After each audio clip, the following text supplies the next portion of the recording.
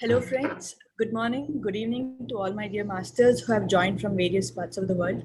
A warm welcome to Day 10 of Digitaldhyanaswadhyayayogam presented by PSSM Global along with Digital Swadhayayoga India.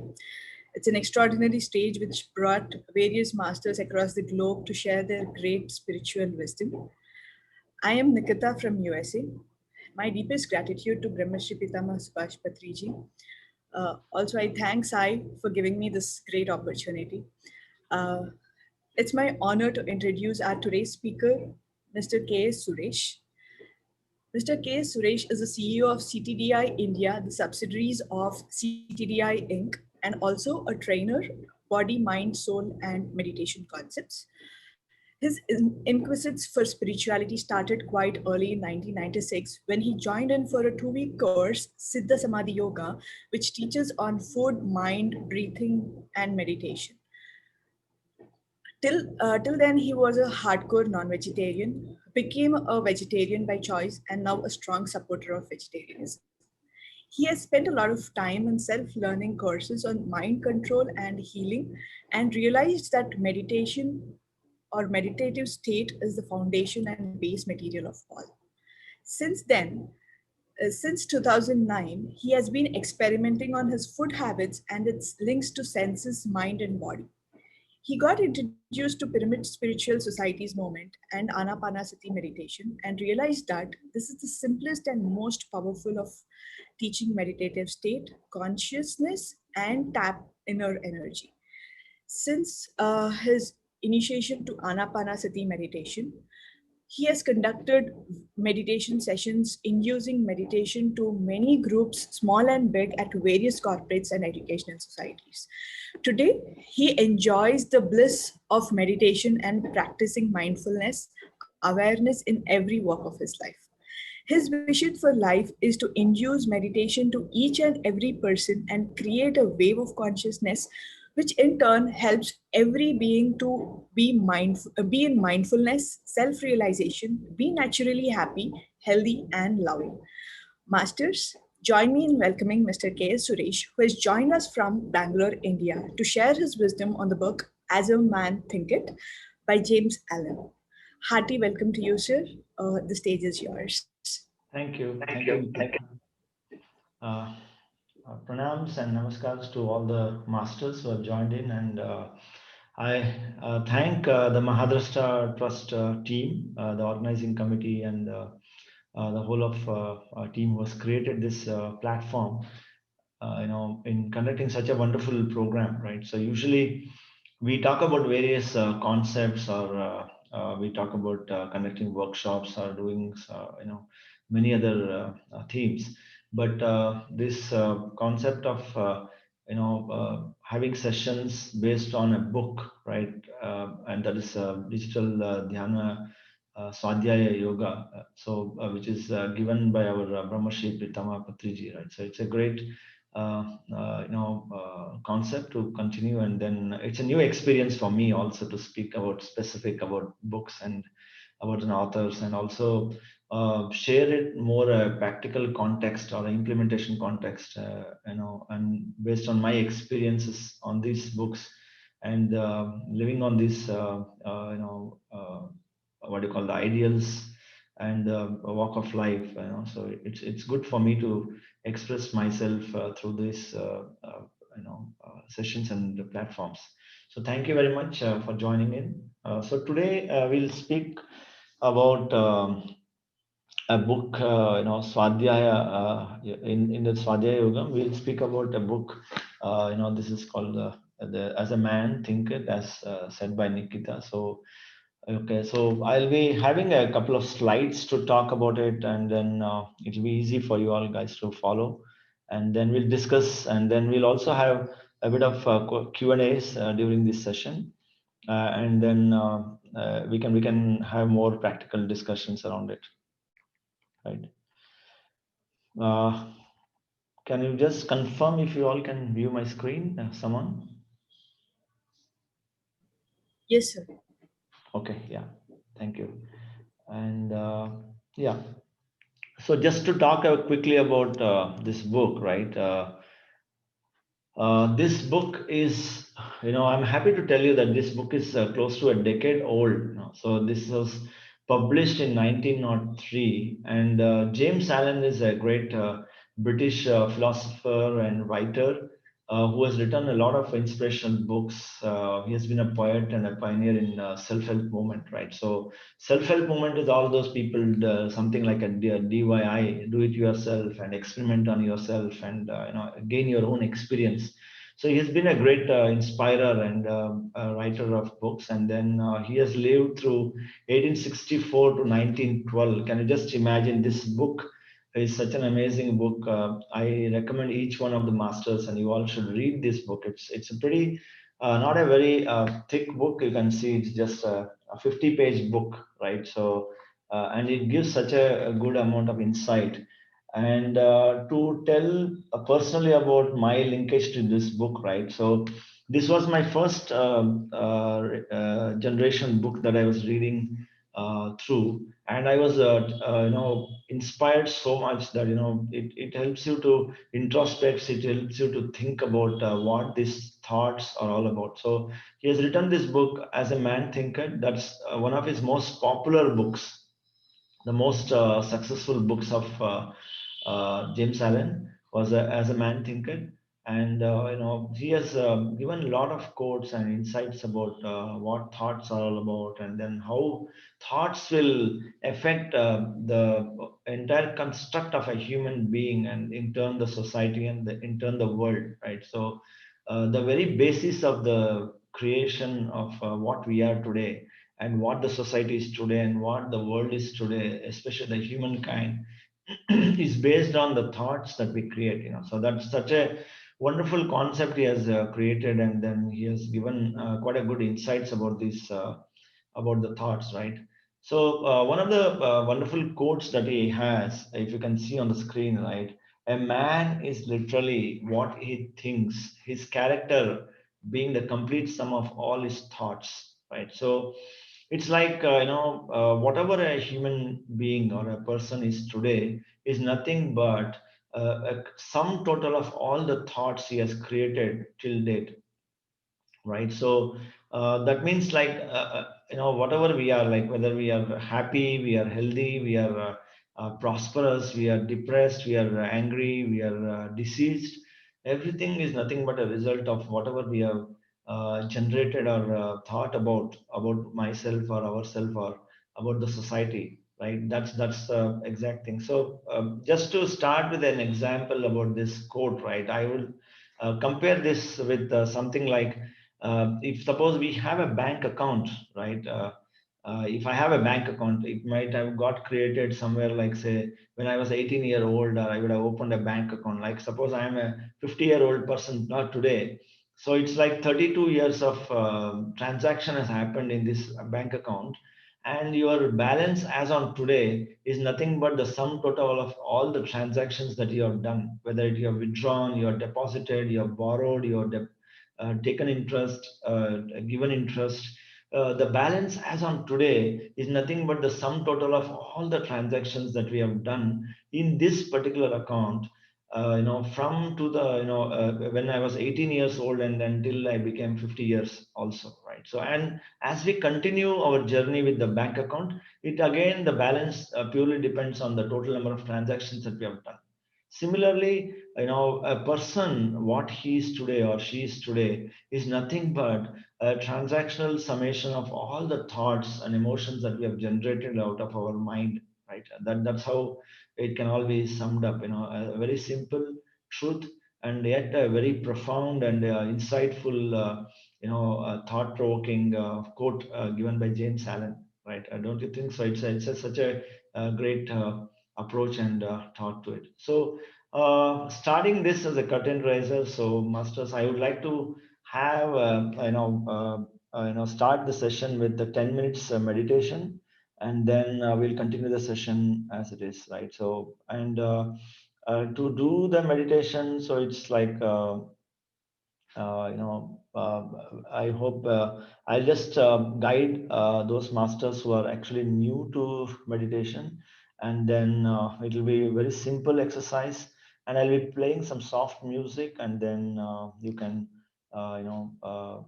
you can actually be with the breath, and I'll just give you some small guidance about it, and then we'll end the session. When we end the session, we'll have to just put our hands on our eyes like this for 5 seconds and just open our eyes. So I'll be guiding you through this now. Just give me a sec. So if you can see the screen, right, so I'll be introducing you to Anapanasati meditation here.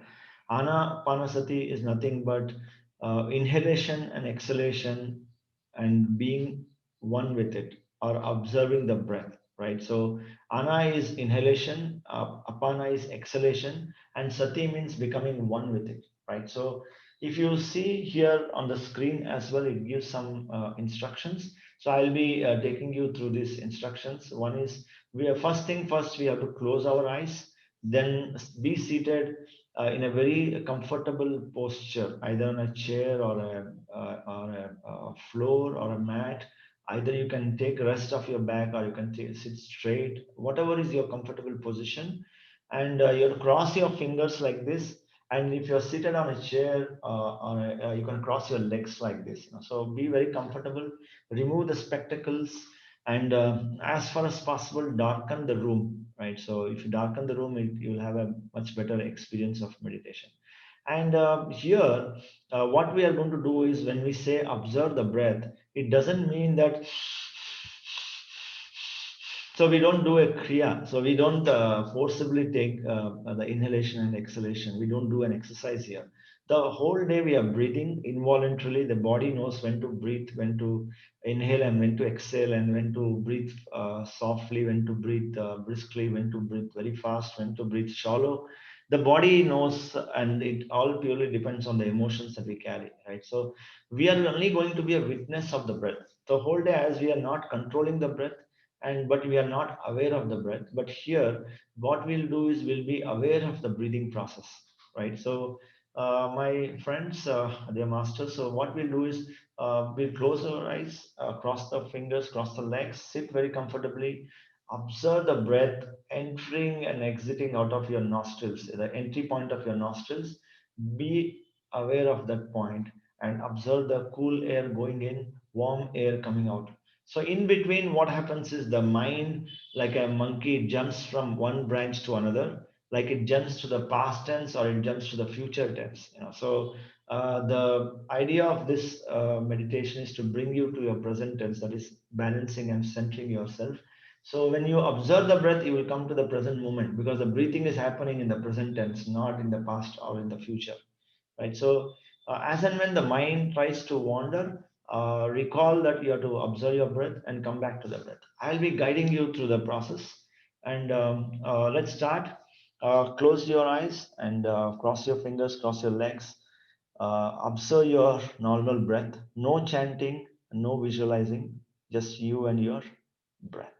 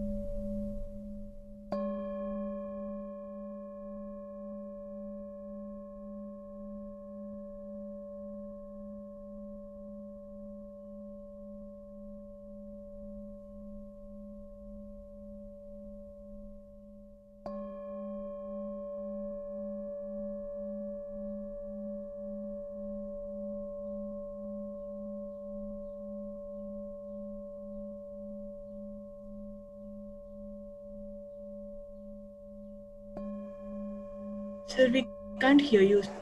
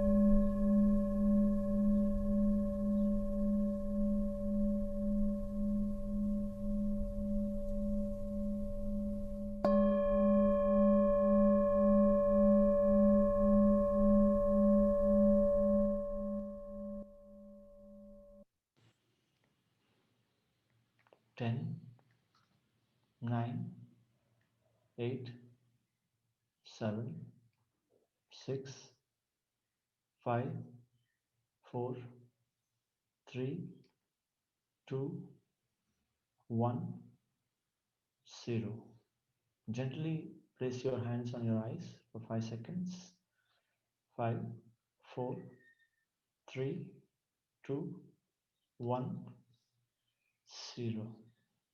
Just put your hands down and gently open your eyes. Open your eyes. A big clap, masters. Thank you, everyone. So, it's such a wonderful session of meditation. We just finished about 15 minutes, right? So let's get back to our the book of the day and the concepts and the practical applications around it, right? So I was just talking about a while ago, though, for those who have joined new, is that a man is literally what he thinks, That's the subject, and that's the topic of this book. And a quote by James Allen says, any human being, whatever he is today as on date, is nothing but a sum total of all the thoughts that he has generated or he has created, right, for his life. It's just like a bank balance of a bank account, which is nothing but the balance is nothing but a debit, credit, or the interest adjustments, all the transactions put together gives you the balance for the day. However old the account is, right? That's how we will compare the bank account, right?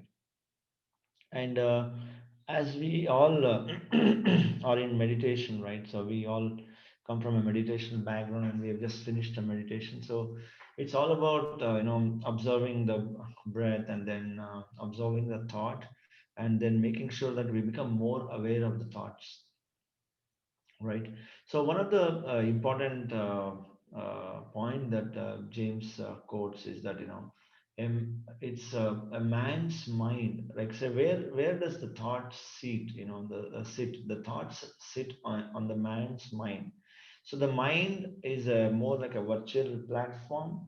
It is like it's a farmland, or it's a garden where it's like a completely layer of soil, right? It's like when a clean soil is available, and then whatever you sow on the soil, whatever seed we sow is what we are going to grow, right? So the thoughts are like the seeds, and the man's mind is like a garden's ground, where a human being has its free will to cultivate or sow the seeds, whatever he wants to create his life like.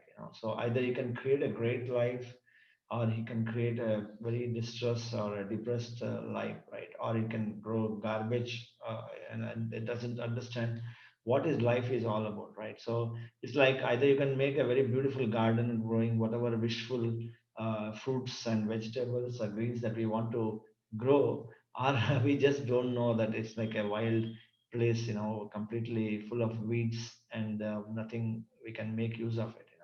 So that's how he compares a man's mind, and this mind is completely filled with thoughts regularly. But a person who can wishfully, willfully, consciously create the thoughts that he wants, then he creates a beautiful garden, or a lawn, or a farm that he wants, right? Otherwise, it will be just like we don't know what's growing here, right? You can see in the picture.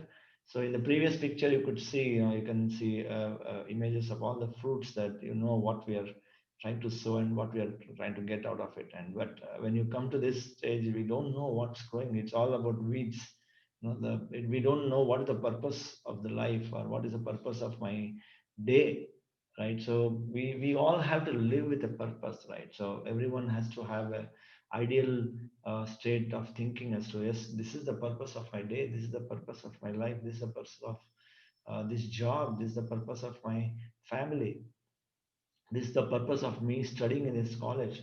So we should all have a purpose, and that's like sowing the seed of a purpose of education or health or anything like that. So if we don't know what is the purpose, if we don't know consciously what we are creating, then our life becomes just like what you see in this image. We don't know what we are sowing, we don't know what we are getting. We are really a confused lot of people, right? And that's exactly the situation of the whole world, right? Many people, we don't know what is the purpose of our life, we don't know what we are creating, we don't know what we are sowing, we don't know what finally we know, yes, we are reaping some fruits or vegetables or whatever results, but we don't know why it's coming and where it's coming from, right? So there is always a cause and effect. Like in the Indian mythology, we have a karmic karma yoga, karma siddhanta.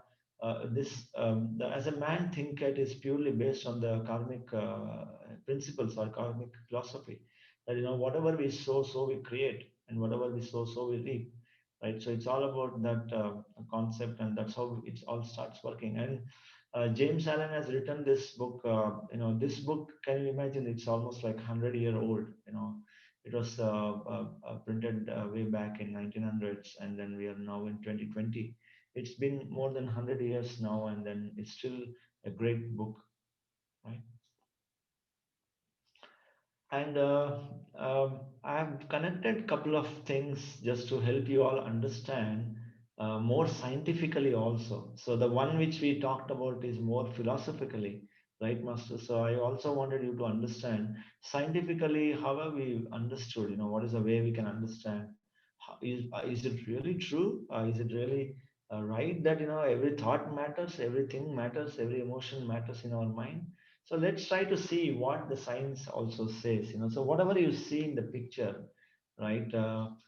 It's an experiment conducted by one of the great masters called Masaru Emoto. He's a Japanese scientist, but is a highly spiritually inclined person, and he wants to link spiritual science and the material science together and help people to get the benefits of the spiritual science in day-to-day affair in a materialistic world, right? So if you see this image, you can see roughly five pictures in this, right? And this is what he did is he wanted to measure or see the effects of human emotions or human thoughts on his body and the external environment. That is like every thought has an impact or effect, as what James has said, but he has proved it in real terms or in scientific terms.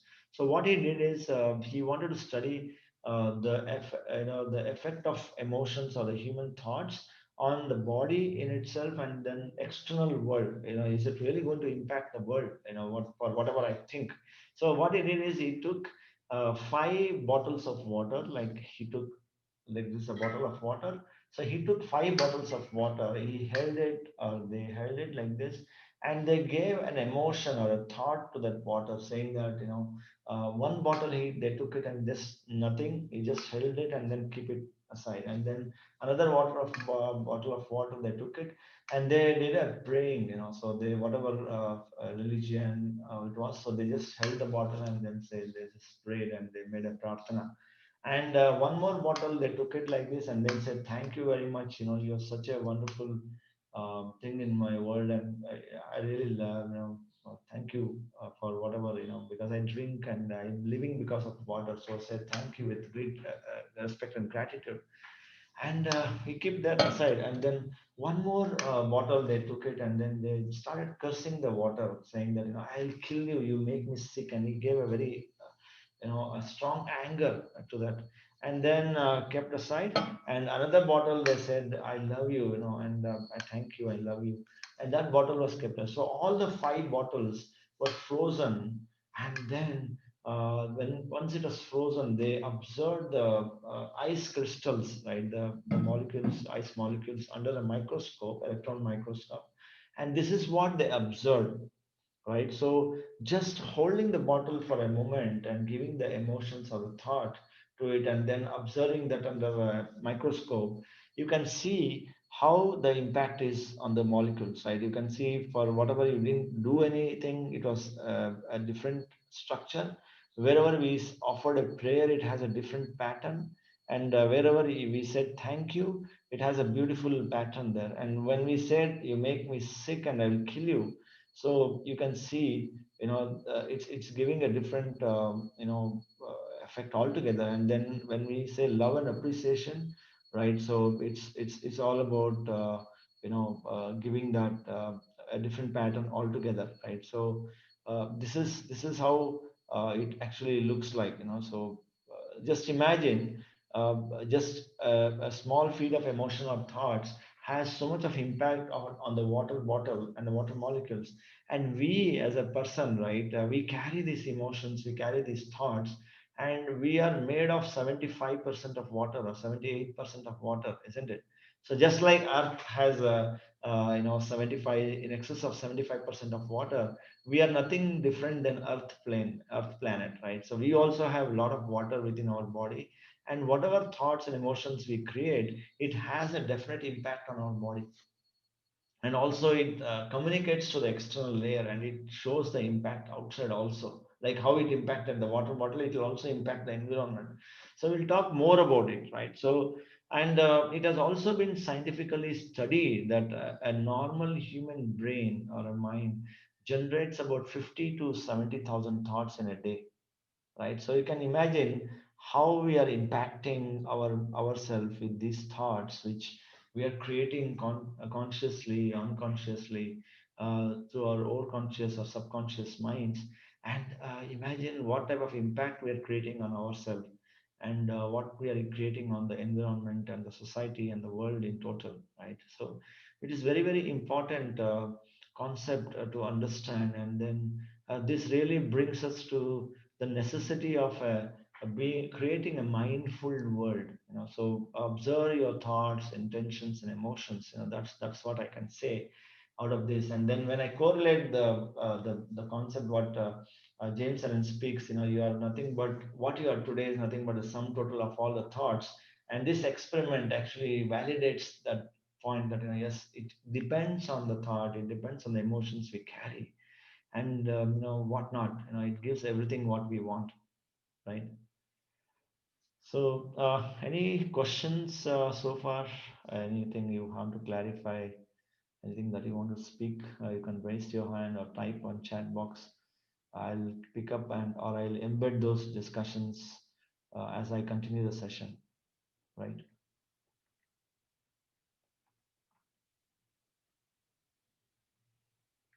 Anything so far? Okay, so let's continue further now on this, right? So yeah, you have something on chat. Okay, thanks.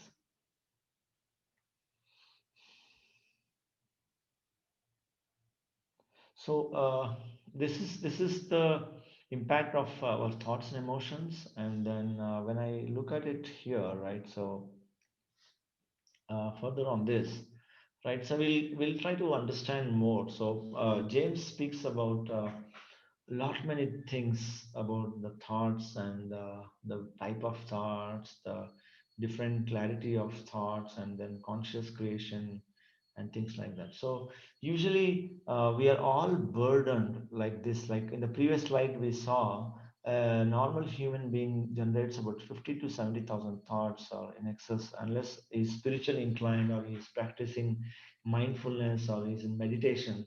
Otherwise, it is creating like a reckless creations or reckless thoughts that is generated in the mind, and that has been sown unknowingly, knowingly, and we'll start getting the results, right? So this is the way a human being feels, that he's burdened, right? When he has a lot of thoughts in his mind, and then it's like carrying a baggage where you don't know you where is it. It's like a virtual bag which is very heavy, and you don't know where the bag is. You're seeing the bag, nothing is there. So what, you're carrying a weight. You're feeling that, I'm feeling very heavy, I'm feeling very burdened, I'm feeling very stressed or depressed or whatever it is, because we have been creating all these negative emotions, and we usually carry these thoughts, and the society now is built up in such a way, or we are creating the society in such a way that, we are talking about anxiety about the future and regrets about the past, and then thinking about bad about others. It's hatred, it's jealousy, it's violence, it's about killing, or it is about talking wrong things about others, right? So all these are actually creating the world we are today, and then we are carrying those burdens and baggage. It's creating a stressful body and mind, right? So this is how it is. And then what it happens is, it actually creates whatever we want, we call it as a health. Like say, if it is also been scientifically studied, also like we saw in the previous slide, like say it is impacting the mental and physical health, right? So mental health is created, and the physical health is, the mental health gets spoiled because of thoughts, and the physical health is created because of the mind. Because if suppose I want to raise my hand, first my mind, I decide that yes, I want to raise my hand, and then I my hand raises, because the body is nothing but a slave of the mind. And when I lift my hand, it first creates an impulse in the brain, and then it sends the instructions to the motor nerves and the muscles, and the whole thing works, and then it sends an electrical impulse. Then my mind says, okay, lift the hand, then it goes up, right? So the brain also is controlled by the mind, and the mind is seated with the program of the thought. right? So if the mind decides, I'll not lift the hand, then just leaves it there. So that means every single action or reaction or instruction that the mind gives to the body, it hears and it adheres to it. So if the mind says you run, there is some danger, so you start running very fast, right? So when you say stop, it will stop. So similarly, when we look at the modern day science, it says 99% of the disease is psychosomatic. That means whatever comes in the psycho, that is in the mind, it is affecting the soma, that is the body, right?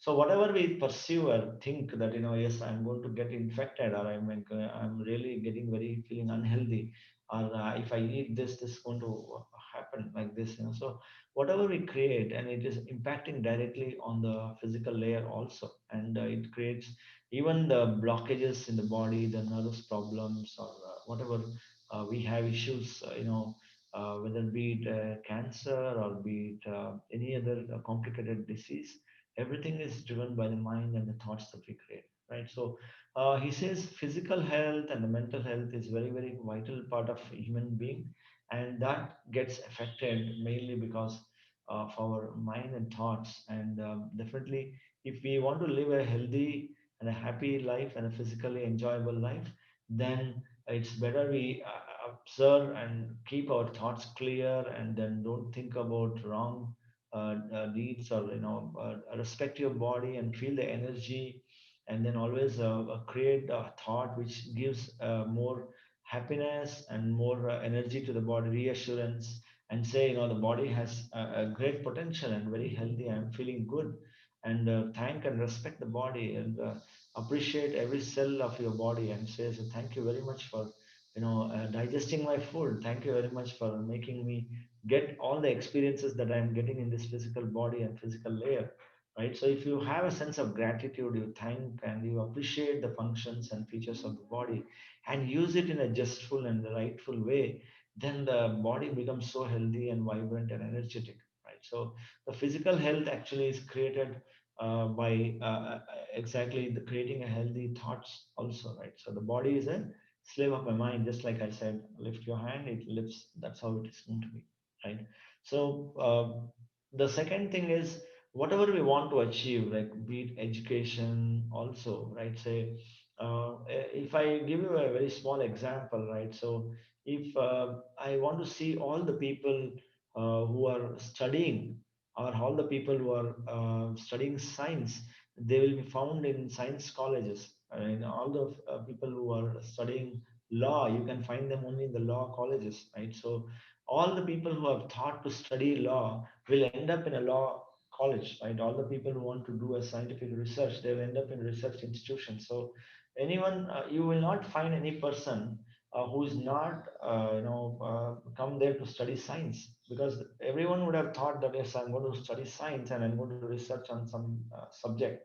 So everyone joins there. So if you go and find, introduce each other and find out, then everyone wants to study science there, right? It cannot be something else, because everyone has thought in a particular pattern and a direction, and everyone has got a certain thought process. So everyone goes and meets in the same location, and that's why even the education that we get, we demand and we create what we want, but the external teachers and the education comes to you externally once we want something, right? So that's how it happens there. So and even the life partner we choose, so we create vibrations, we set the expectations to the external world, then it's it actually resonates, and we create a set of expectations that, this is the type of partner I'm looking for, this is the type of partner I don't want. So rather than creating what you want, if you say, I don't want this, I don't want this, it's actually going to attract more of that, because you're creating more of I don't want, what you don't want. So if you sow more of what you don't want, you're only going to get what you don't want, because whatever it speaks, the nature, the universe responds to the same feeling. Like say, if you decided that I want to go and study science, then you are end up with a science institution. So if you say I don't want to study, I don't want to study, so you naturally will not end up with an educational institution at all. Similarly, like even if you choose the life partner, so you have to create that in the mind, as to what is the type of partner, an ideal picture. It's called as a dreaming. It's called visualizing. It's called creating in the mind, in envisioning it. So everything is envisioned. So there's a lot of stress given on how we are going to envision, how we are going to, the dreamers are the best creators of the world, right? Because in the dream, like our great Abdul Kalam, our the late president of India, like Dr. APJ Abdul Kalam, right? He said that we dream and you create. You dare to dream and then you create in reality. So similarly, whether we are talking about education or love or even fortune, everything is first created in the mind.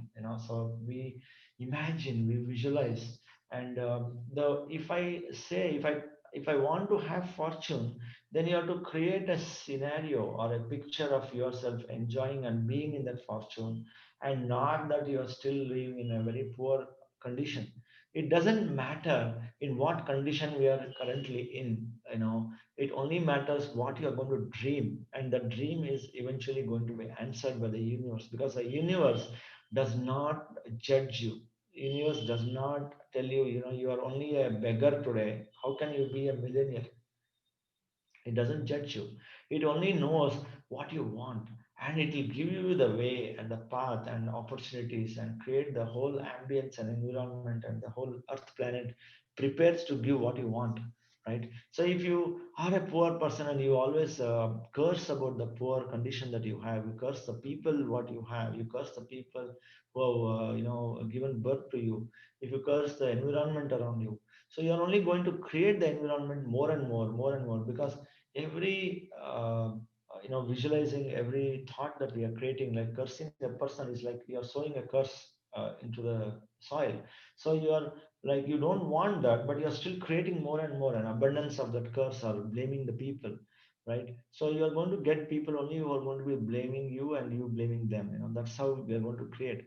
But if you want to come out of this trap, he says conscious creation and conscious awareness is the only way which we can look at it, and then that's how we can talk about it, right? So, and we usually fall into that same trap of creating only those things which we don't want to create, because we are so scared, or we are so depressed, or we are so suppressed by these physical conditions or emotional conditions in our family, in our office or environment, the worldly conditions, that we don't dare to dream what we want, right? So let us all dare to dream what we want, right? So if we don't dare to dream what we want, then we cannot create what we want. And that's exactly what it talks about, right? So we all, like, it's like a simple example, right? There is one rich person, right? Where there's a rich man, every night he is afraid that he has so much of cash and gold and lot of property. What if there is some person, a burglar, a thief comes and robs him? Every night when he sleeps, he just gets a spike of fear. I have so much of cash. I have to be careful, to be alert, right? He creates only that, and then every day is watering. He has sown a seed of fear and then insecurity about the fortune that he has. Every day he waters it by recalling the thought again and again. And there is a one great robber, right? He thinks always, I want to get a big jackpot. I always want to get a big hand, and I want to have a big bounty. So every day he dreams about a big bounty and creates the thought, and then both the thoughts mature. The rich man gets what he wants, so he gets released from his fortune or wealth, and the robber gets what he wants, whatever he has created, the rich things that he has created, that he wanted a bounty. So when both matures, like, when it starts giving the fruits, it gives you the fruits, and then both of them get what they have created for, right? So that's exactly how it is. Every single thought is correlated, and it has a meaning for it. It has a perfect results for every single thought that we create, every single emotions that we generate in our heart and mind, right? So that's very important. It's like a continuously moving weaving machine. So the weaving machine is like a mind, and the design that we feed in the weaving machine, it's like a loom where we want to create a design on a sari or a shirt or a printed material or a sweater. So it's like you have a loom, it's playing up, and then you are continuously feeding a design. So it is a non-stop activity, right? So the mind is like a loom, it's a weaving machine, and then the thoughts are the design that we are feeding out of our thoughts. And based on the design, the output actually changes dynamically. It can give you a flower, it can give a picture of a dragon, or it can change the colors of the threads, or it can change the size of the design, smaller, bigger, more dense, or more scarce, and the type of thread that it takes and selects. The loom can do all the changes, right? It's like the mind can do whatever it changes to, the thought tells it. And based on what the mind and the thought creates, the body and the environment around us acts according to the design that we have created, right? It's a perfect, we are creating the design every minute, every thought. Like even if you are, like, say someone comes and cuts your hand, or you meet with an accident, so it's not a coincidence, it's a perfectly planned, it's a perfectly designed creation that we have created. Even if someone steals you, you get cancer, you get fortune, you get a lottery, you get a big jackpot, or you get a hit with a great job, a great friend who can help you in a big way. Everything is not a coincidence. It's a perfectly created intersection of thoughts, at a perfectly intersection, or a demand and the supply, right? It's like you are going to a restaurant and ordering for food, so the supplier or the waiter will only give what you have ordered. They will never serve you what you have not ordered. But what you have forgotten what you have ordered, right? So you'll start quarreling with them, right? I did not order this. Why did you bring it? Because you have a memory loss issue, right? You order it, within 5 minutes you lose your memory. So the person who serves you brings whatever you have ordered. But what happens is then you will not accept it. You don't have a sense of acceptance, and you don't realize that you are the one who ordered these things. And then you start fighting with the person who has given you the food and said, I didn't order the pizzas, I had ordered you the rice, right? So then he says, okay sir, you see, this is the order I have written down, and you can ask your friends, and I can see it is punched in my system, right? Something, it's similar, right? From one instant to another, right? We keep creating non-stop. But when it comes to ripening of the the germination, and when it gives fruits, then we start fighting and getting agitated. Why did it come to me? Why is it happening to me? Why everyone is cursing me? Why is it everyone blaming me? Or why everyone is appreciating me? Right? Everything and anything that comes to us, it's not a coincidence. It's a perfect creation. It's a perfectly balanced world. Right? Every thought has an accountability. Just like I told, 1 rupee or $1 deposited in a bank has all the accountability. The bank doesn't say it's just $1, so just forget it. It doesn't say like that. They say $1 is a $1. It is added to your account. There's a calculation to it. Every single thing is accounted. So similarly, every thought that we generate, every thought that we create has an accountability, has a result oriented to this, right? So it's such a wonderful world, right? So it's a, and when we if I extend this a bit more, right? When I talk about in a spiritual context, we are not just come here only in this lifetime alone, right? So if I want to extend from what James has said and add some more flavor from my end, right? So we are not come here just appeared out of nowhere in this lifetime.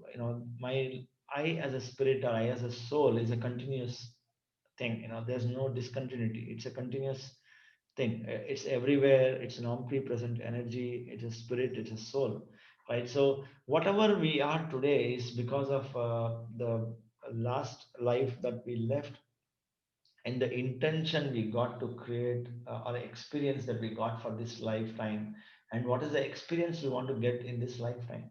So it doesn't so happen that whatever I have created in the past life, it just disappears after the past life. It also carries forwards the future, I mean the next life and next generation, or many lifetimes also. It's like in a simple way, if I want to tell you, right? It's like one financial year to another financial year, we always have a closing account of a P&L. There is a profit and loss account and there is a balance sheet, right? So the profit and loss account says whether you have lost the money or gained the money. You have made profits, then it adds to the balance sheet into your profits. Your assets will go up.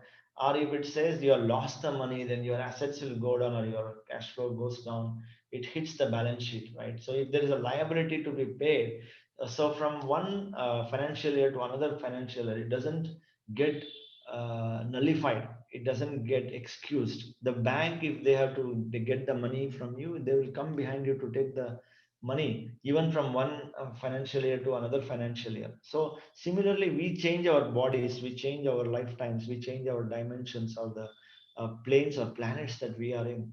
But it doesn't excuse you from whatever we have created, whatever assets we have created. Like if I have hurt someone, that comes back to you. If I have given good things from someone, it comes back to you. So we have to give and take in exchange of things, right? That's part of a karmic siddhanta. It's called, like, the past is called all the sum of all the past life is still there. Like I said, the bank account has the sum of all the transactions. So similarly, all the past life transactions or creations or karmic accounts is still there. That is called the sanchita karma.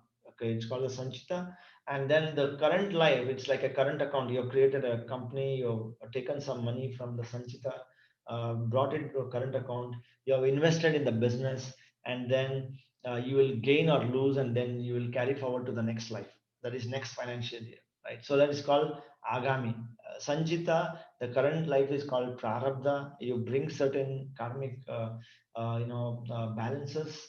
You say, I will only consume this much of prarabdha, sanchita, and bring it into this current stage. This is the drama I'm going to create. These are the players, these are the actors. So we create all these things and come here to experience certain things.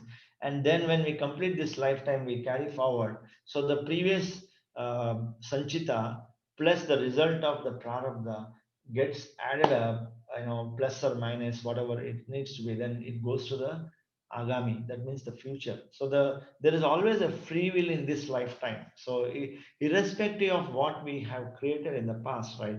We have a consciousness. It's called the free will world. We can decide.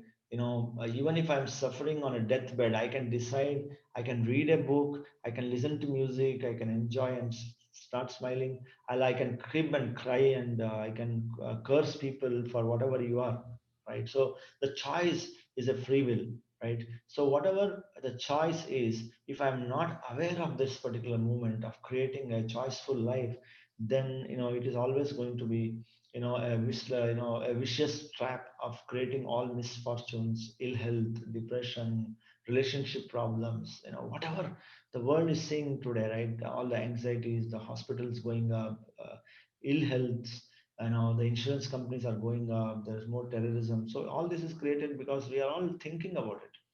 So we all have a choice, like we all meditators have a choice. We have made a choice that we are going to meditate, we are going to reduce the density of our thought, and we are going to be conscious about what we are creating. So it is a choice, right? And I'm what come what may, I'm going to be happy. I'm wear a smile on my face, right? So I'll wear a smile on my face. I'm going to thank for every single thing that's happening in my life, whether it's good, bad, ugly. I'm going to take it equal. So I'm going to thank the whole universe for giving me this platform to play my role, right? So the choice is mine, right? So that's how the life is. And we are the creators. We create our own realities. That's what our great Patriji sir says, right? So we create our own realities and we create our own life, right? So we are the masters. That's how it is, right? So any I hope I'm more uh, in a flow, and then hope it's making sense to you all. And if you have any questions, you can stop me, or otherwise we can continue. I'll just hold on for a few seconds. If you have any questions, you have any queries.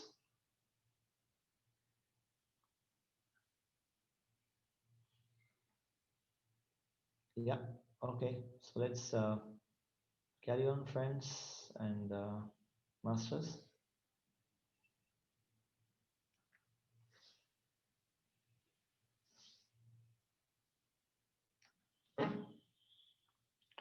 So this session is pretty interesting because it's all about thoughts, and I told you, it's like you know, James also talks about sow and reap, right? So if I look at this tree, right, if I look at this tree here, it is talking about you can what you can see here is a mango tree, right? It's a tree with full of mangoes, right? How many seeds do you think we need to get this big tree and with so many fruits? How many seeds do we need to sow to get this big tree, right? I hope definitely everyone, unless you are not gone crazy. So everyone would say, I just need to sow one seed to get one tree, right? Unless the seed fails, then you may have to sow another seed because the seed would have failed or it wouldn't have germinated. So for all the seed that is actually that is possible to germinate, we just need to have one seed to get one tree like this, and that one tree can give you hundreds and thousands of fruits, and it can keep giving, right? So this is called the cause and effect theory, right? And what James also says, and we also know in our own philosophical terms, that if you give one, you get 10, right? If you give one, then you get hundreds of it, right? If you do good, then you get hundreds of good things in your life. If you do bad, then you will get hundreds of bad things or tens of bad things in your life. Like if you sow one seed of mango, then you are seeing it here that you're getting thousands and hundreds of mango fruit in the tree. So isn't it so wonderful, right? Even in the thought also, it also impacts in the same way, right? I usually take some examples to it. How can one thought that I create can give so many results? Can it give so many fruits to me? One thought I would have thought something that I may get cancer, or I may get diabetes, or I can get a jackpot. I'll win a great job with the bonuses, and I'll get a great car. So whatever it is, right? And one thought will give rise to thousand after effects and thousands are after effects of the thought that we create, right? Say it's like a person thinks, like say there are two brothers, right? Who has a mother of about 35-year-old brother, and an elder brother of 45, and the mother is about 65, assume like that, right? So they all go to have their mother checked with a doctor, but she has three good friends. One is diabetes, one is blood, the BP, and something like arthritis. She has three great friends, and they all go to the doctor, and then the doctor says, look, guys, your mother has three great friends, right? And your father had four friends, right? So you rather be careful. Your father also had a heart problem, so your mother has three problems, your father had four. So it looks like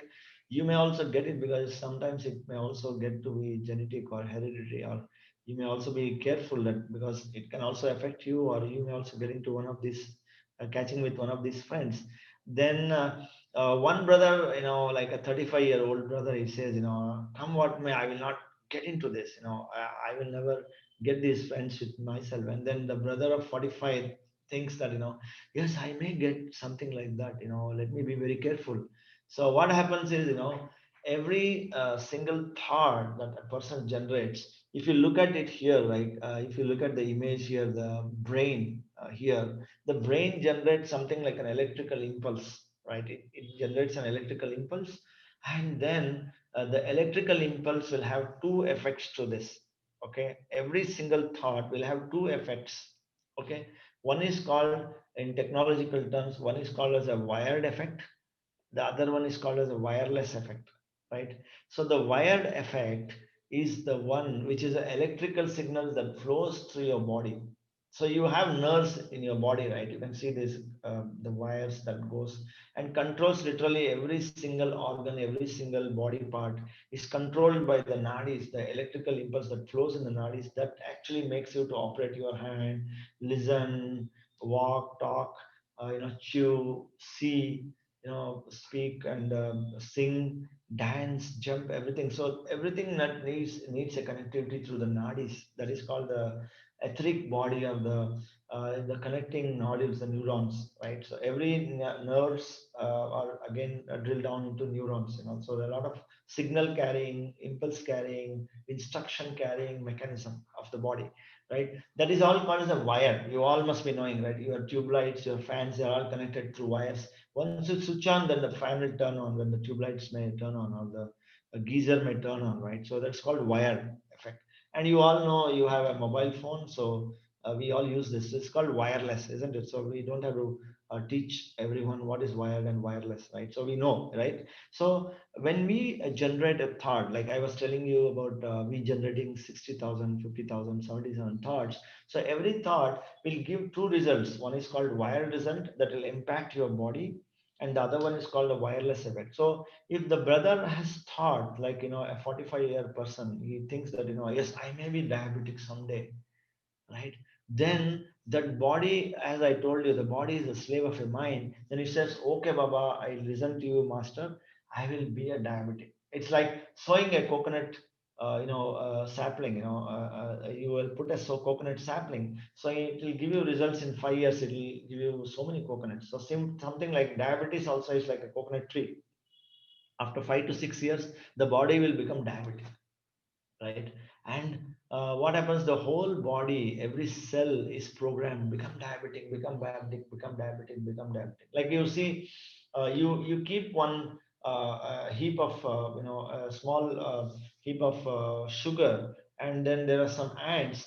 Then the moment it sees the ants, you will see every ant will carry one granule of sugar, and then they keep carrying to their more, right? So similarly, if you see, after some time, you will see a big line of ants carrying, a white crystal of sugar, and then you can see it's such a beautiful pattern. Similarly, our cells and the neurons in the body is no different than the ant group. Every cell is like a soldier. It just listens what the mind commands, and it says, okay, Baba, I'll do it. Okay, sir, I will do it. Okay, boss, I will do it. It's like a genie just listens to the master, right? So the whole body cell starts vibrating, getting programmed to become a diabetic, right? So, and just imagine, the universe is so beautiful, right? It just listens, it doesn't judge you. Like, if you talk about a fire, fire doesn't have its own polarity, or negative or positive. If you use it for cooking, it is good. If you use it for burning someone, it is bad. It itself is not negative or positive. So the universe also doesn't judge you. It only knows, okay, tatastu. It gives, only blesses whatever you wish, it will give you. So the person who is like 45-year-old, he has wished that he will become a diabetic, right? So it gives unconditionally, it gives unconditional love. It just says, whatever you want, take it, it's there.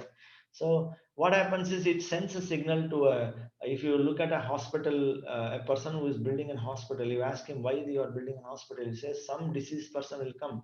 So if you ask a factory who is manufacturing syringe injection, so they'll say someone needs it. I'm manufacturing syringe. And if I ask someone who wants manufacturing bed, or bricks and stone walls, and windows, and then all the thousands of people who want to build a building, they just don't know. They say, I'm building a hospital. We don't know. There's someone who is going to come here. So when the person's demand gets matured, then the hospitals are created, then there's a medicine created, there's insulin created, and there's job for so many people, right? So just one single thought, you can imagine how many results it's giving, how many fruits it's generating, right? So it's such a wonderful world, right? So every single thought has accountability, every single thought gives you results. But some thought may be slow in manifesting, some thoughts may be fast in manifesting. Like, you grow coriander, it just comes within a month, right? If you take some wheat granules, and then grains, and then sow it, it gives, it germinates within a few days, it gives you green grass, right? Or if you sow a mango tree, it takes many years. So it depends on the intensity of our thought and emotion that decides the time difference between our creation to manifestation, right? So it all depends on the intensity of the brain wave, the intensity of the emotion. Like, say, If you're so angry about a person, you just want to go and kill that person, or if you're so crazy about a person, you just want to go and hug that person, right? If you're so intense about that thought, if you're so crazy and mad about that creation, the creation happens very fast. And if you are so afraid of certain things, and literally you may fall dead right on the spot, because your heart can stop pumping blood, because you are so shocked and you are so intensely impacted by the thought of a snake coming and biting you. Just because of the fear, you may collapse on the floor and you may die of heart arrest, right? So that's how impactful the manifestation can be, right? If you are so choked, right, and so affected because of fear, you may die instantly. So the manifestation has happened instantly, right? So if you have a slow poison, right, a slow death, and a strong poison is strong death, immediate death. Similarly, a nectar or a poison, right, it doesn't matter, right? It just creates. It doesn't judge, whether it's male or female, positive, negative, black and white, sun and moon, gold and silver. It doesn't matter, right? It is all created. Whatever we want, it doesn't look at the polarity of good, bad, negative, positive. It doesn't really matter here. So it all depends on what we sow, like whether you sow a bitter gourd or sweet watermelon. It just grows. That the soil the soil or the mind itself doesn't judge what is actually you're sowing. It doesn't say, "Hey, it's bitter, baba, don't sow it." It doesn't tell you, right? The nature and the universe doesn't really stop you from creating whatever you want to create. Arey Baba, it's so sweet, don't eat it, and don't sow it, you will become diabetic. No, it doesn't tell you. Right? It just gives you whatever you want, right? It's abundance, it's unlimited, it's non-judgmental, it's universal, it's infinite. We can create infinite things in our life, right? So the problem is, the only thing is we as a human, right? We don't know what we are creating, right? If you see this tree, master, so what is the name of this tree? Can anyone say what is the name of this tree? Can anyone say what is the name of this tree? It has so many different things.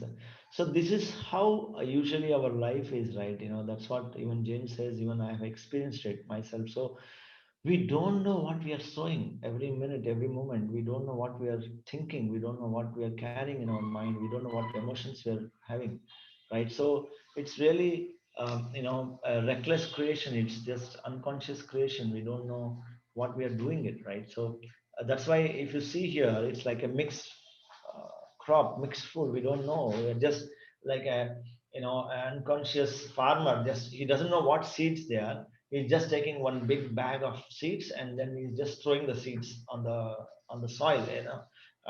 It's like what will you call those farmers? It's a mad person. He doesn't know what he's sowing.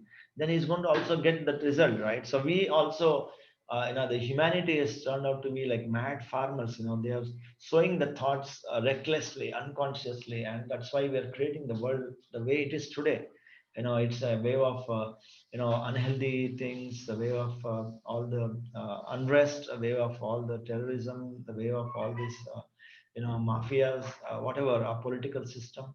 We are responsible for it. We people, we our thoughts, our collective thoughts. And just like I want to sum it up here that just like James says, a man is literally the sum total of all the thoughts.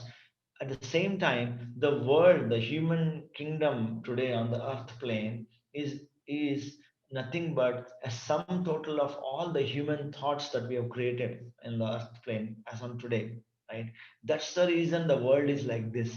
No one has to be blamed. We are all equally responsible to be in this plane, in this vibration, in this experience, in this situation of the world. We are all equally responsible for it, right? Don't you think we are all responsible for the world we are living in? Don't you think we have created it?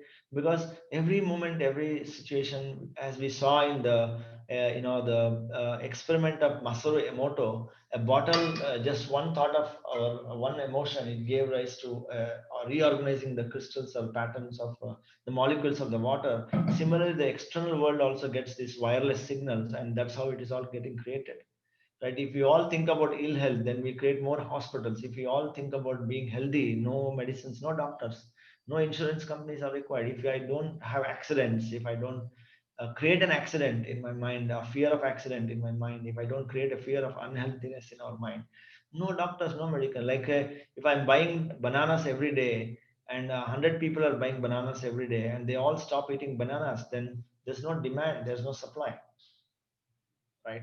And something else will be on demand and that will start growing more, right? So it's purely a supply and demand, it's cause and effect theory, right? So the world today is a perfect paradise or a hell or a heaven, depending on what we as a humanity are creating. So that's why we as a human, right, I would call that as a thought pollution that we are creating, right? So the mother of all the pollutions that we have is a thought pollution. Mother is what gives the birth to a child, isn't it? Mother is a creator. Mother is giving the home, a place as a called as a womb for the child to grow up and for a baby to come up, and then she's giving birth to a child. So similarly, we as a creator of thoughts, we are the thoughts are the mother of all the all the pollutions that we are creating: noise pollution, air pollution, water pollution, or whatever problems that we are creating. The mother of all good and bad are nothing but the thoughts. So meditation actually is one way, right? To create a serenity and a calm mind. Meditation is one way, right? Like when we did meditation, we observed our breath and we realized that we are getting a lot of thoughts, and we reduce the thoughts by observing the breath again. So we become conscious of the mind, we become conscious of the thoughts that we create, and ultimately we get a calm mind because there's no many thoughts, and like it's like a plain land, and you know what you are sowing. Then you don't create more weeds. And what if suppose you sow mango, then you get a great mango tree. So whatever manure and water you are giving it to the tree gets 100% nutrition of that, 100% care of that. But if you create too many unwanted weeds, then you will have to go literally and search, where is my mango tree? The weeds have grown so big. So the purpose of whatever you are struggling for, the purpose what you want to achieve is lost because you have created too many weeds that are not supporting the main seed that you have sown, right? So that becomes a agitated mind and a very disturbed mind and a distressed mind and a depressed mind and a stressful mind, right? So and becoming conscious of our mind, and meditation is one way where we can observe and reduce the density of thoughts, and that will create something called as a calm mind, and it creates a serenity within us. We become more serene and become more calm and peaceful and pleasant, right? So ultimately, the solution to the world today is a calm mind is required, and to achieve the serenity, right? So let's all target and progress towards achieving a calm and a present mind, masters. And then and if you actually when we achieve awareness of thoughts, and when we achieve a calm mind and become more conscious, more mindful about every single thought that we create, like we call it as a enlightenment or awareness, like of a mind which is like a home. Like, come back to your mind, come back to your home, right? That means we all say, right, come back to yourself, come back to your mind, come back to your home. That means if anyone wants to come to your home, enter your home, then they literally knock your door and ring a bell, isn't it? So you open the door and see whether he is a person whom you want him to come, or whom you want to meet. Then you say, welcome Baba, so thank you for coming, and you give them coffee, tea, or snacks, or lunch, or dinner, right? If you want get to know that this person is not the person you are expecting, then you say, no Baba, you please carry on, I don't need you, and then you close the door. So that's how our mind should be, where a thought knocks on your mind and says, can I come, right? So that's called enlightenment. That's an enlightened society, right? It's like I would say it's like a Six Sigma of thoughts. Like Six Sigma is like you create one in a million, right? If you produce million thoughts, one thought you should not be aware, then you call Six Sigma. You achieve Six Sigma black belt on your mind status. Then you become Buddha, you become enlightened, because every thought you are aware, every action, every emotion you are aware of, right? So That's called enlightenment, awareness, or mindfulness, right? So, and when we become more aware, more and more getting aware of it, more and more, observing our breath more and more, then we can achieve. One is a pure and calm mind. First thing first, we'll achieve a pure and calm mind, and then as we progress, we'll get to know the right speech, so we can know what we are speaking, what to speak, when to speak, how to speak, whom to speak, how much to speak. The right speech, right? The right speech, knowledge, the wisdom of right speech, right? And then when we speak, whatever your actions and deeds are is based purely on your mind, and then the speech and action is based on whatever you think, right? So that is called trikarna shuddhi. It's called the manasa vacha karmana, right? So we call it we have achieve a three-layer shuddhata, or purity. Purity of mind leads to purity of speech, and purity of speech and leads to purity of action and deeds. So that is called karma kshetra, right, master? So it's such a great thing. So I could just try to join the dots, like he has given a great book called As a Man Thinket, and I could just want to connect the dots and then give you my context, my experience living with this book. So I'm literally can see the effect of living practically on this philosophy, and how we can lead to a serene life.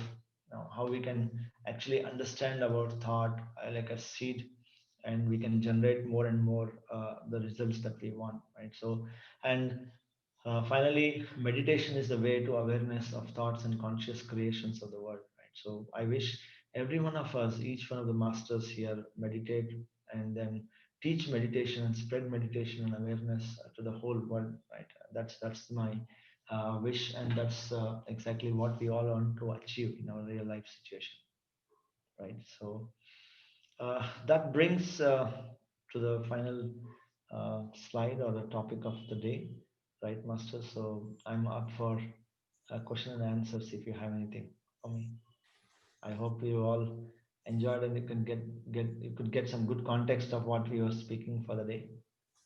Thank you so much, sir. It was a great wisdom session. As a Man Thinketh, described the power of thoughts by James Allen. I would just like to summarize some points that I got connected to.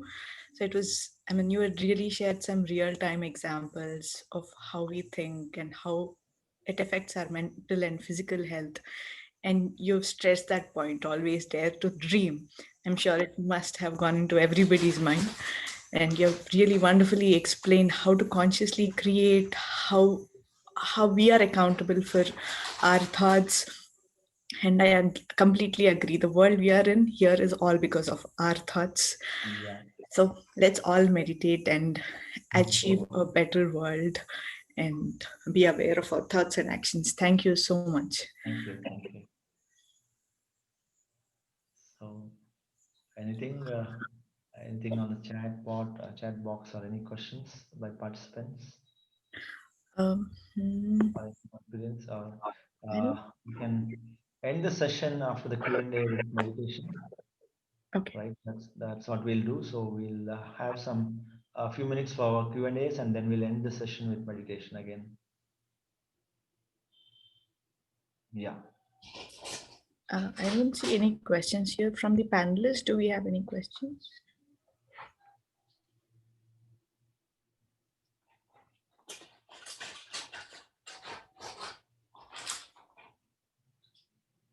Thank you.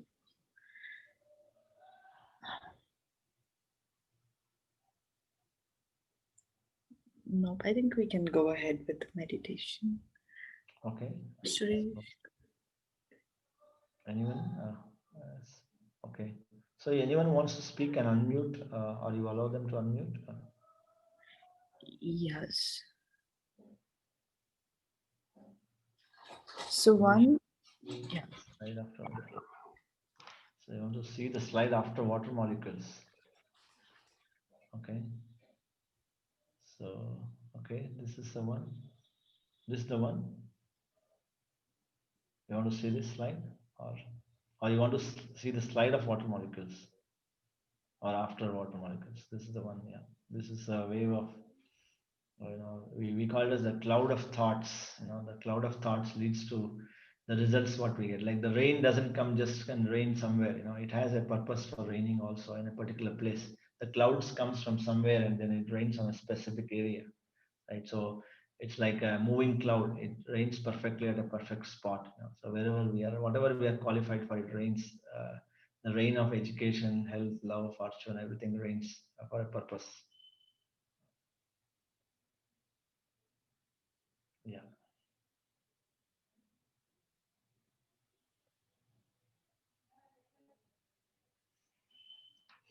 I hope it's not a very complicated topic for masters, confusing anyone there. So, so this is one of my favorite subjects and topics, right? So I've just picked up some of the slides from my workshops called Body, Mind, Soul, and so where we talk about emphasizing why meditation is so important. So all this, like, the concepts of PSSM, it's perfectly blends with this, right? And it's a perfect book for Swadhyaya within the PSSM group, or the meditators or the spiritual seekers. That as a man thinket is a great book for new age, though it's a 100-year-old book, right? It was printed somewhere in 1913. It's more than 110 years old, but just imagine the relevance of this book even today.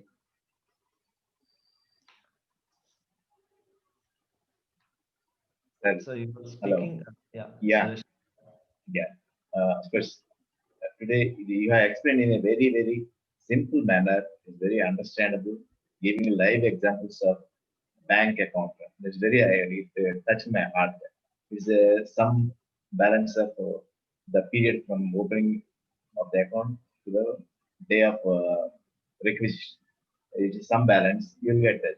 Like that, your karmic efforts also some balance of your date of birth and to the present day of your recognition. It's very, very simply explained, and as you sow, so you reap. There is one more thing you explained. One small seed is enough to get thousands of fruits. Like similarly, if you sow a positive thought, you'll get positive results. Sow a negative thought, you get negative results.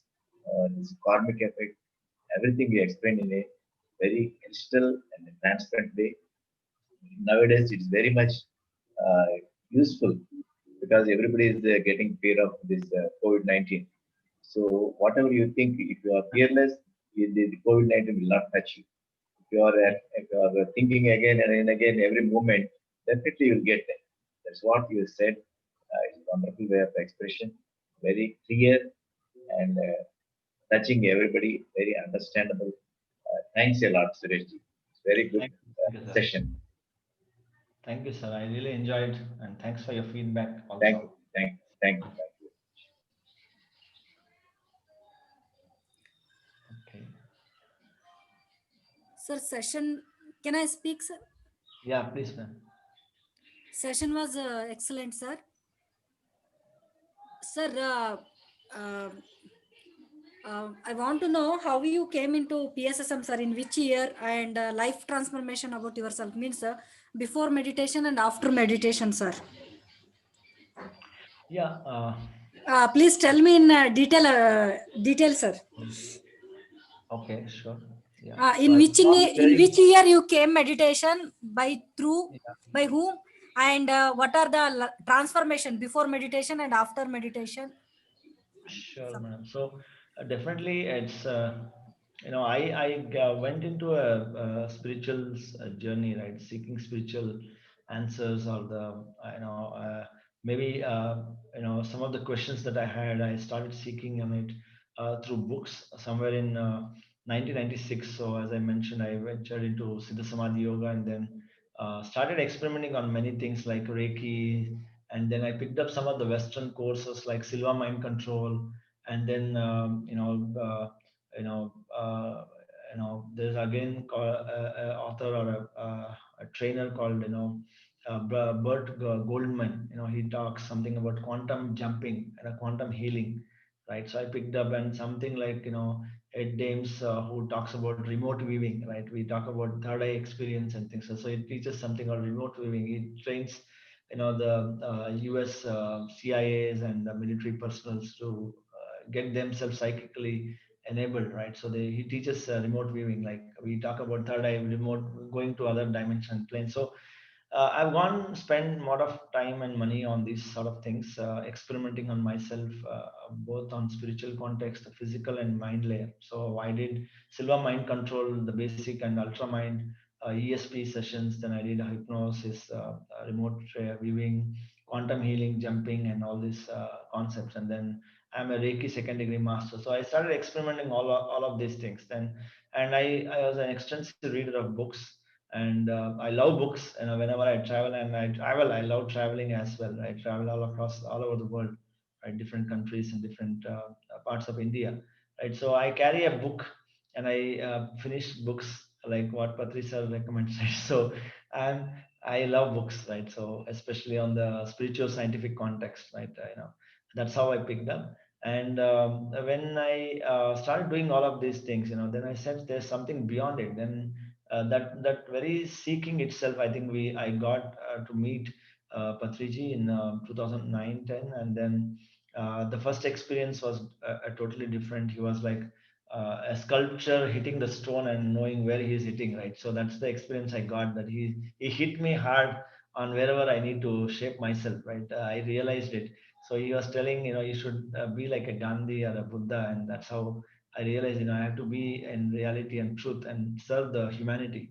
And that's where I intensified teaching meditation. I came into meditation in 2010 in Anapanasati. And then he said, you have to be a Buddha, meditate more, and be in non-violence. So, and, that's when I started teaching. So when I came into PSSM, all the myths got cleared up, because earlier to that, I was practicing Vipassana mode of meditation, where it's not freely taught, or it has a particular ambience or people who are trainers and they are qualified to teach. But when we came into PSM, anyone can teach, anywhere you can meditate, anytime you can meditate. So that's a anywhere, anyone, anytime meditation. That's what I realized, and then gave me like a license to kill. So I can kill anyone with meditation. So I mean, kill their thoughts, kill their mind, and make them no mind. That's how the license to kill is given by PSSM, right? That's all I can say. And that came into my mind that we need to create more meditation centers. So we need to create more meditators. It's like we need to have more fuel pumps as we have more vehicles. So we need to have more meditation centers to refill the energies to humanity. So that's my mission, and that's how I've been doing it. And before meditation, like it's like everyone is responsible for my life. It's not me. Whatever is not happening is because of someone else. So that turned upside down when we get into self introspection, and then self knowledge awareness comes in, right? Then we say, I'm responsible for everything what I'm creating. I am the creator of my own life. So that's turns completely upside down. You flip the coin and it turns ahead, right? So I am the head there. So that's how it all turned. And then uh, as and when I progressed, I used to do quite a lot of intense meditation. I was in Singapore for a year, and I used to experiment even foodless living, right? I even used to like I met Jasmohin in Bangalore when there was Global Congress of Spiritual Scientists. I met her many times in Bangalore. Then I was wondering how can I sustain without food. Then I also took up some courses, or I saw some programs about a couple called Akahi and Camila. They are from the US. So they teach something called breatharian living. They teach people how to move from eating to non-eating. So I experimented. I was a very hefty and fat guy right before, and I was struggling to lose weight. Then I realized, even there is something called the foodless living also. And whatever we eat gives energy, and energy can also come alternate energies, like solar can come without burning the fuel, right? Energy is energy, right? Ultimately what we get out of food is energy. So I started experimenting on food. I started eating once in a week, sort of a thing. I lived like that for a year in Singapore. I was there all alone, and then my family was here, so I could experiment more and meditate a whole night. Like 1 year, I meditated for almost like from evening 10 p.m. to morning 5:30. So that gave me For me, 2010 was my spiritual rebirth, a year of awakening for me. And that's what I can say. And then on, as I mentioned, like it's like you are facing a sea of water and you get drowned with the waves, right? Before that. And now I am sitting on a boat of spirituality. However big the wave is, I'm going to sail on it. I'm just going to enjoy the big and small waves, So it's like thrilling life. And it says, effortless living. Whatever the samsara sails you up and down, but you're still enjoying. So that it's like detachment is attachment. That's the concept I can say. So I can sense that and I can feel it, the effortless prosperity, health and happiness, and both, personal life, the social life and spiritual life, so the worldly life as well. Yeah, that's the a brief, or I would say a long story about my journey on spiritual science and its effects. Rishi, definitely you're a killer. Not unlike killing of Caesar by Brutus. You are killing the evil thoughts of all humanity and making this earth a paradise. So definitely your workshops, your thinking, it will lead to a divine place. Thank you once again. Thank you, sir. Thanks for giving me this platform. I'm really blessed to be here. Okay, so should we meditate unless we have any questions or any feedbacks?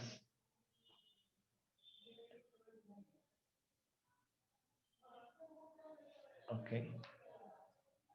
Yeah, we'll meditate for a few minutes. Yeah, we'll just, shall I Yeah, play the music or anyone wants to play the music? same music you can continue. Okay, yeah, thank you. I'll just continue the same music and then we can meditate for some time, right? So masters, close your eyes, observe the breath, the normal natural breath. Be with your breath.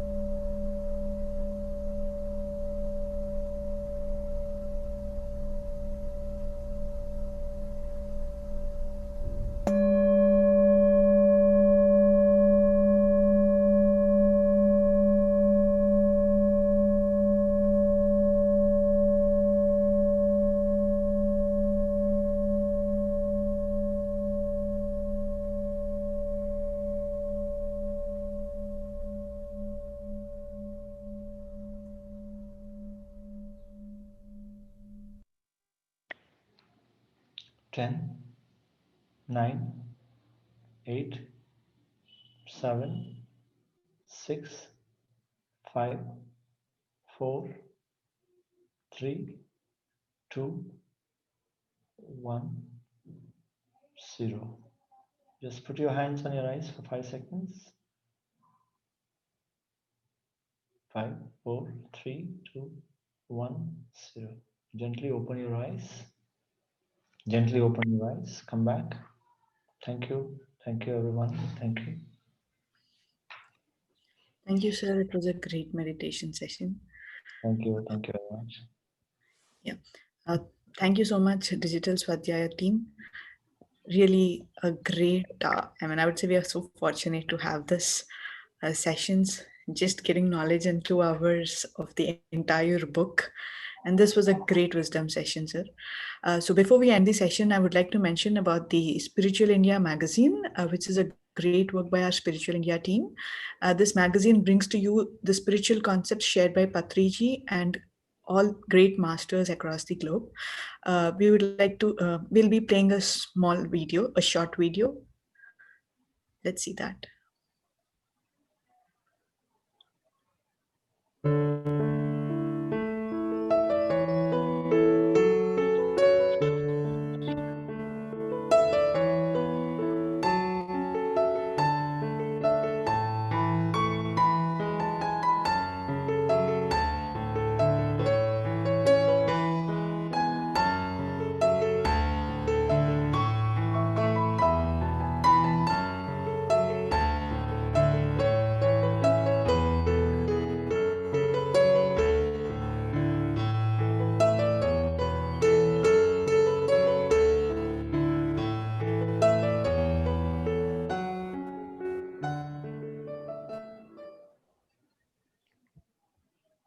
Thank you. Thank you so much for the team for giving me this opportunity to host. And I think let's meet tomorrow at the same time.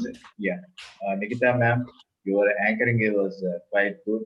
You are looking beautiful utterly externally and internally also. Thanks a lot.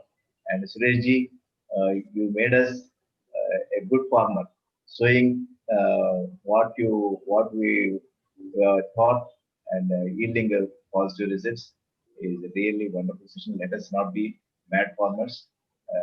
Let us think in the right way and bring this Mother Earth a heaven. Thank you once again, Sureshji, for bringing such a wonderful session, enlightening all of the pyramid masters and all viewers of this session. Thanks a lot. Thank you, sir. Thank you. Thank you, Master. Thank you all for participating and giving me this opportunity. Thank you very much. Thank you, sir. Session was excellent. Anuradha, thank you very much. Thank Session you. was excellent, sir. Okay, we Sai. want further more classes in future. Thank you very much, sir. Thank you. Sai, close the session. Sai. We will conclude the session, sir, now. Sai Krishna. Please Okay.